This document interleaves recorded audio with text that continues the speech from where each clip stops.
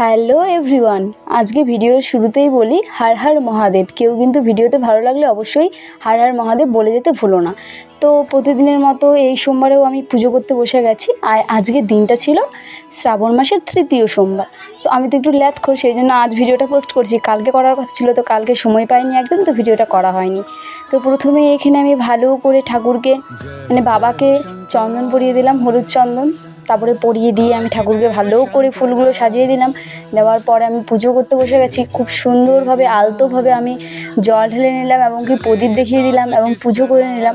তো তোমাদের আমার ভিডিওগুলো কেমন লাগে অবশ্যই কমেন্ট করতে ভুলো না। আর তোমরা কে কে করছো শ্রাবণ মাসের তৃতীয় সোমবার অবশ্যই আমাকে কমেন্ট করে জানাও। ভিডিওটি ভালো লাগলে অবশ্যই লাইক, কমেন্ট, শেয়ার করো। Tata, bye bye.